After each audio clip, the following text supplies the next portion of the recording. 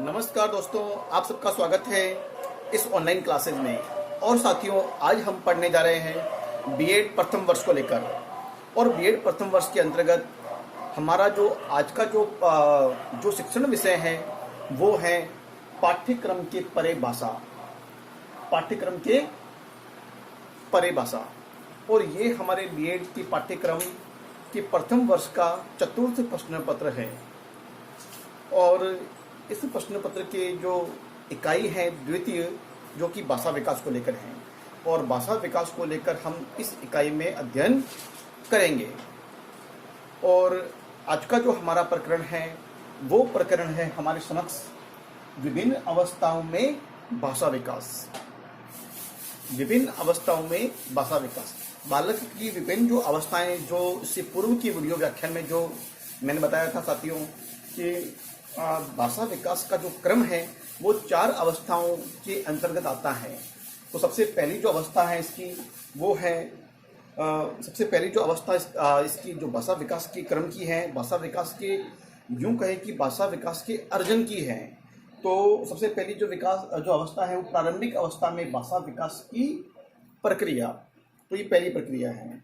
और इसकी जो दूसरी प्रक्रिया है बाल्य अवस्था में भाषा अर्जन के विकास की प्रक्रिया। और तीसरा जो था वो था किशोरावस्था में भाषा अर्जन के विकास की प्रक्रिया। और नंबर 3 के बाद चौथे नंबर पे था युवावस्था में भाषा अर्जन के विकास की प्रक्रिया। तो ये साथियों हमने 4 अवस्थाओं के बारे में भाषा विकास को लेकर यह बालक किस प्रकार से भाषा को अर्जित करता है तो इसके बारे में हमने अध्ययन किया था। तो समझने का प्रयास भी किया था साथ में हमने। और अब हम जो इसकी जो प्रथम अवस्था है उसके बारे में अध्ययन करने जा रहे हैं। तो सबसे पहली जो अवस्था है इसकी साथियों वो है भाषा विकास की प्रारंभिक अवस्था को हम जन्म से 5 वर्ष की अवस्था को हम प्रारंभिक अवस्था मान सकते हैं। साथियों, मनोवैज्ञानिक इस अवस्था को शैशव अवस्था मानते हैं। जो जन्म से लेकर 5 वर्ष तक की आयु की जो अवस्था होती है बालक की, उसको शैशव अवस्था के रूप में परिगणित किया गया है। तो साथियों, इस अवस्था में इस प्रकार भी माना जाता है कि कुछ मनोवैज्ञानिकों का मानना है, कुछ जीव विज्ञानियों का मानना है कि जो गर्भस्थ शिशु होता है वो 3 माह के माँ के गर्भ के भीतर कुछ ध्वनियों को पहचानने लगता है और ध्वनियों के प्रति संवेदनशील होता है और ध्वनियों के प्रति अपनी कुछ हाथ पैरों को हिलाकर अपनी प्रतिक्रिया को अभिव्यक्त करता है। तो साथियों, ऐसी स्थिति में आपने कभी महाभारत का एक प्रसंग देखा होगा या सुना होगा कि महाभारत के प्रसंग में जब सुभद्रा को अर्जुन चक्रव्यूह को भेदन करने के बारे में बताता है। लेकिन उस वक्त सुभद्रा की जो गर्भ में अभिमन्यु पल रहा होता है और वो जब गर्भस्थ होता है उसी दौरान चक्रव्यूह को तोड़ने की विद्या को सीख जाता है। तो ये कहीं ना कहीं एक ध्वनि सामंजस्य का ही, एक ध्वनि संप्रेषणशीलता का ही प्रभाव है, जो कि शिशु एक गर्भावस्था में माँ के गर्भ में रहकर उसे सीख जाता है, उस ध्वनि के प्रति संवेदनशील हो जाता है। और ये बात प्राचीन काल महाभारत में भी कही गई है। और जब चक्रव्यूह के भेदन की बात आती है तो अभिमन्यु उस चक्र को भेदने में बिल्कुल सफल रहता है, लेकिन उस चक्रव्यूह को बाहर निकलने में की विद्या उसे नहीं आती है। और क्योंकि उस विद्या से पहले उनकी माता का जगना सो जाती है और ताकि आके अर्जुन उसे नहीं बताते हैं। तो अभिमन्यु ने चक्रव्यूह को भेदन की कला तो सीख ली, लेकिन उसे बाहर निकलने की कला को वो सीख नहीं पाया। लेकिन फिर भी अपनी बुद्धिमानी से, अपने जो बल और पराक्रम के माध्यम से सीख पाता। उससे पहले कौरवों ने उसे धोखे से उसका हत्या कर दी गई। तो साथियों, ये कहने का मतलब यह है कि गर्भस्थ शिशु भी ध्वनियों के प्रति संवेदनशील होता है, अपनी प्रतिक्रिया व्यक्त करता है।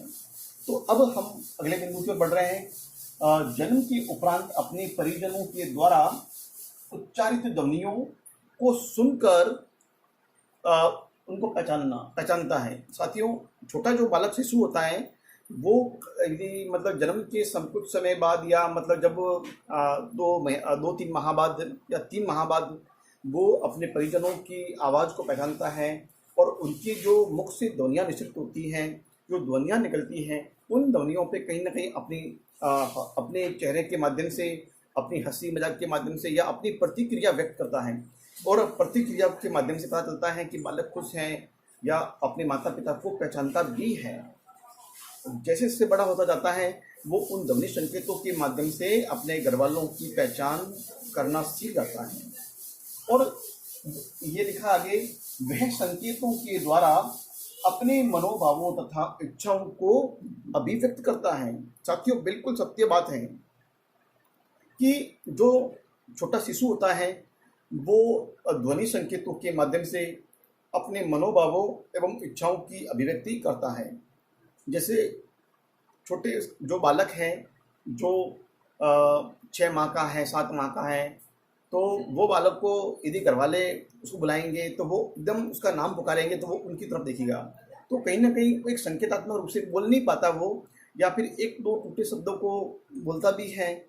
तो कहीं ना कहीं ये मान लो कि वो संकेतों के माध्यम से अपनी अभिव्यक्ति को एक साकार रूप प्रदान करने का प्रयास करता है।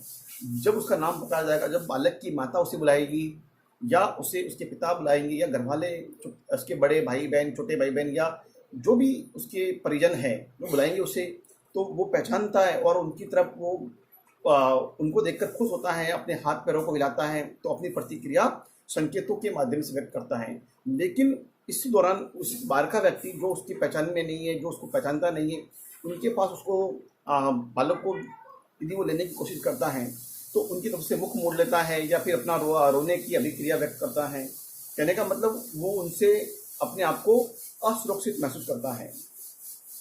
तो बिल्कुल साथियों कि भाषा का विकास कहीं ना कहीं संकेतों के माध्यम से भी बालक में होता है।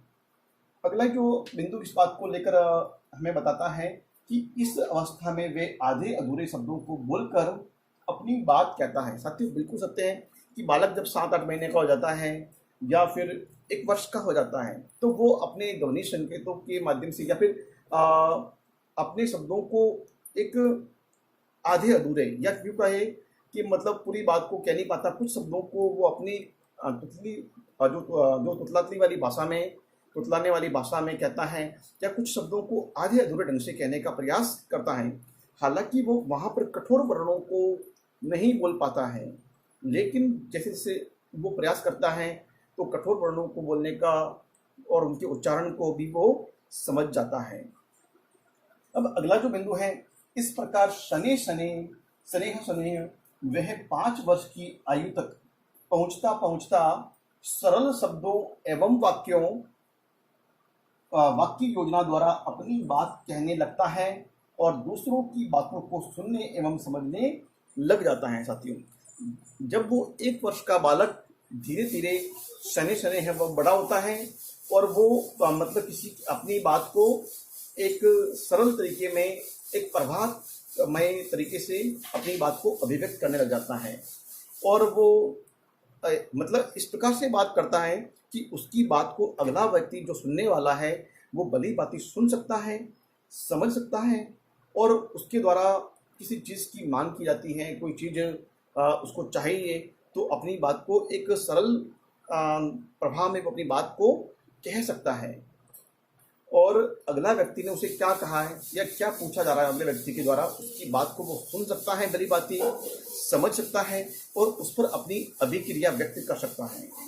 तो साथियों, आज हमने पढ़ा प्रारंभिक अवस्था में भाषा का विकास किस प्रकार से होता है। तो साथियों, आज के वीडियो व्याख्यान में इतना ही। हम फिर मिलेंगे अगले वीडियो व्याख्यान में, तब तक के लिए बहुत बहुत धन्यवाद। जय हिंद, जय भारत।